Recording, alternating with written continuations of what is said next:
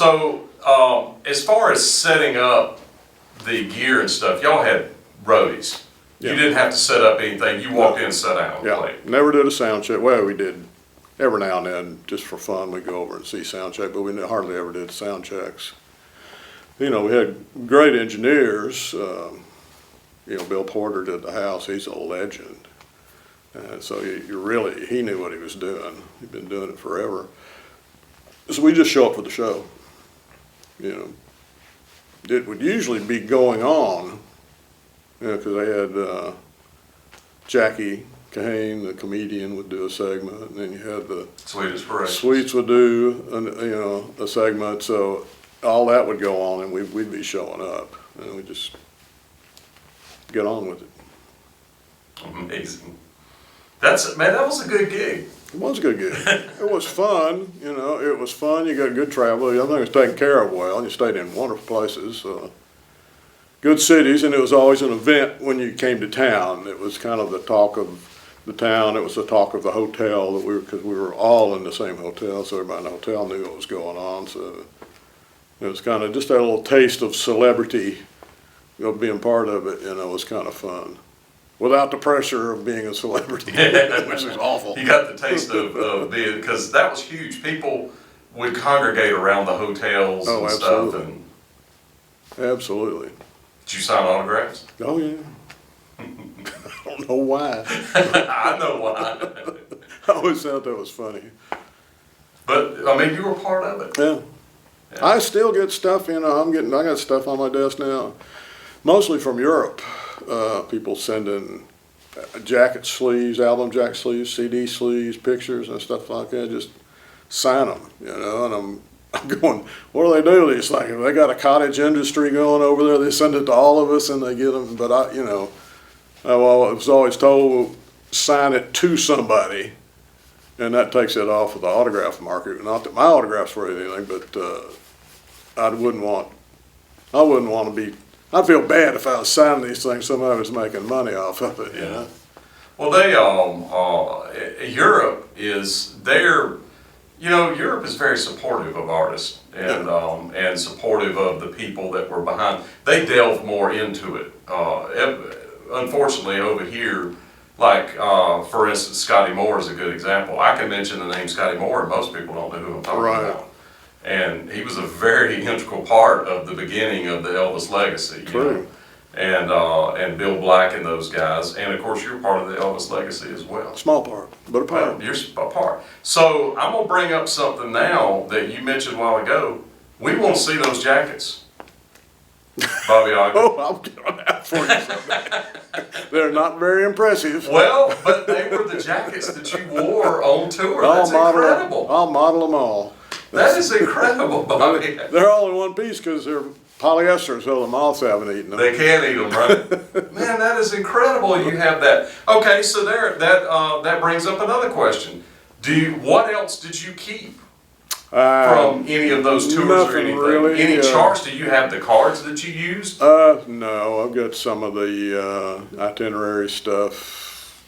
I did pick up a bunch of newspapers when I went over to Memphis for the funeral period. I gave my niece a teddy bear from one of the shows, but I didn't, you don't think it's going to end, so you don't gather stuff up. In hindsight, I should have gotten a bunch of scarves, should have gotten a bunch of teddy bears, because teddy bears were all donated after the shows. So that brings up a good point. People would throw things on the stage. Yeah. Like what? Mostly teddy bears. What else? I never saw any panties. You didn't? No.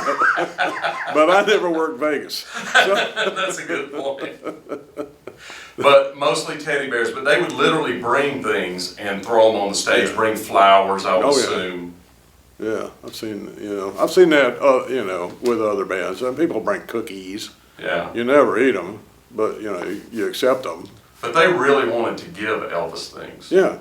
Don't connect. They wanted to connect with him. It's like when they want to touch him. It's like stardust, we call it. If you touch a star, a little bit of it will rub off on you. Well, if you think it does, it does. That's amazing. That frenzy that you mentioned at the concerts had to be unbelievable. Yeah, because it built up. It was so theatrically staged for his walk-on, and breaking into the first song and everything. It was designed to get them that way, and they'd had to sit through good acts that they probably didn't want to see, but they weren't bad acts. Fortunately, they were good acts. But Elvis was coming. That builds up the tension, and it's opening act blues. Everybody's there to see the main act, so they were ready for him to hit the stage when he hit. So all of that energy that had been building up while they'd been waiting just exploded. It was a really cool feeling. I imagine. That's incredible. I never got to see him, so I never got to witness that, but it comes through somewhat in the videos. Oh, you yeah, can almost, you can see it on the performance. You can feel it. While y'all were out on the road, were you catered? Did y'all go specific places to eat? Did everybody eat together?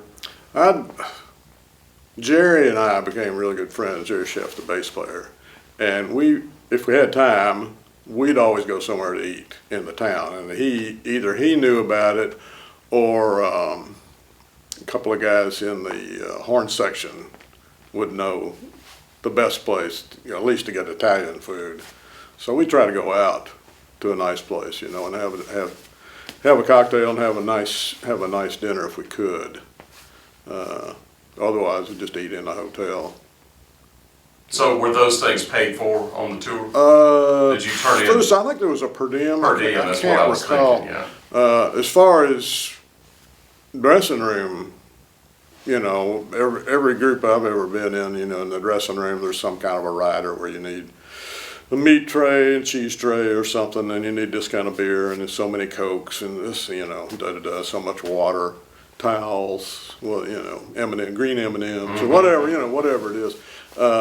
Our band dressing room was our rider was a trash can with ice and water and soft drinks that was sitting in the room, and that was it. Really? That was our whole backstage spread. So that was it. Y'all didn't normally get catering, there was meat trays and everything like nothing those at the venue. No. That's interesting. Yeah. But that was in the rider. But that's the way they wanted to do it. I preference. think Management 3 probably ran the show, and I know I went to a John Denver thing with Jerry was playing, and Management 3 also did theirs, and they went backstage. They had a catered hot food service, the length, 2 tables long, cold food 2 tables long, everybody's particular kind of beer or wine. It was incredible. So. But you can't do those things. The Elvis tour was bare bones. It was get in, do the show, get out. Yeah, that's cool. We definitely want to see the jackets. You got it. Let's open up the phone lines. Those jackets are valuable. Somebody paid for those things, Oh, man, God. all day long. My estate. Yeah, they would jump on that like you wouldn't believe. So I think we've covered all the basic stuff. Let me ask you this. Would you play for us? Oh, I don't want to do that. Come on, I know they want to hear you play. Play one song that you would have played behind Elvis. Uh, I don't want to put you on the spot, but just do something for us, because they're going to say, man, you should have got him to play. And the guy can't play. No, you can clearly play. I'll play a snippet. All right. Just edit out a snippet. Ooh. So by the way, friends, this piano belongs to Jonathan Cain, and it was on tour with Journey for about 4 years, and it is a $200,000 Fazioli Today only. Let it go for it.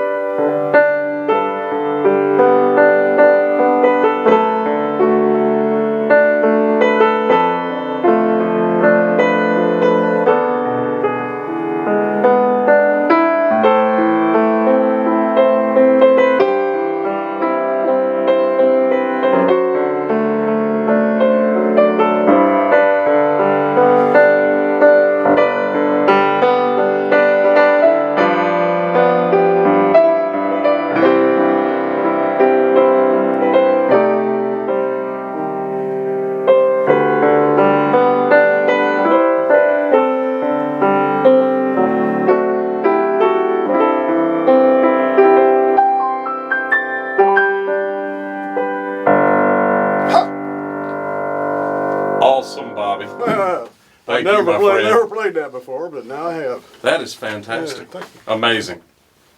That piano sounds like $1 million too, but you make it sound like $1 million bucks. And Tony would go.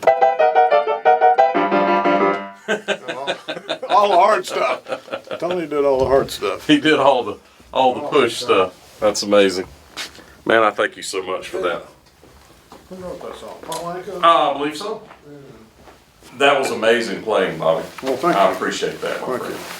And that's a great song. It was always good on stage. Yeah, he brought some. You know, that's the other thing that it has always intrigued me about Elvis. He could take somebody else's song that was already iconic and make it even more iconic, which is unbelievable. He'd always have. My way, he'd always have a piece of paper in his hand, and he would like read the words as he sang, and then at some point he would do a dramatic thing and throw it away like, I got this. So he felt like he couldn't remember the words, so he kind of used that as a crutch. He could remember the words. It was all staged, but it was effective. Amazing. They had it figured out, didn't they? Oh yeah, the sequencing of it and everything. Yeah. I mean, it was rare that we ever deviated from a set list, but every now and then, he'd turn around to Jerry and say, "What do you want to do?" Or, James, and pull out a song or something new. Or every now and then he'd do American Trilogy, just to throw something different. And he could kill that. Yeah, it's I'm not going to say boring, but it had to be routine. And you could tell he'd be walking around the stage and doing the hits he had to do, the medleys and all, and he'd look around and kind of smirk like, can you believe that they're going crazy over this? Get that look on his face. And then he'd turn around and do something like Trilogy and just kill it. He had a feel for it too. He knew how to work the crowd. And so are you still friends with Jerry? I haven't seen Jerry in a long time. Because Jerry lives in Europe, I believe. Yeah. His son. His son is here. Is he? Yeah, I believe he's here in He was Nashville. out. Who did he go out? He went with Chicago. Yeah, I believe so. Yeah. And I believe that he is staying here now, his son. But I believe, I think Jerry lives in maybe Switzerland. Well, good for him. I need to he's visit somewhere him. over there. I got to visit him there. Yeah. Yeah, you need to. That'd be great. And so is he a pretty good guy? Oh, he was great. I know he's a great player. Yeah. No, we used to pal around a lot. Yeah. We play. We had a running cribbage tournament going on the plane. That's how I learned how to play cribbage. Now, is that a card game? What's cribbage? It's a dice and peg game. It's hard to explain. It's got a little board. We had our little cribbage board, and that would be every flight we'd play cribbage. So on the plane, then there was tables, and it wasn't just seating. I think in the back there was a table and all, and the rest of it was just seating. It wasn't anything fancy. But it was big.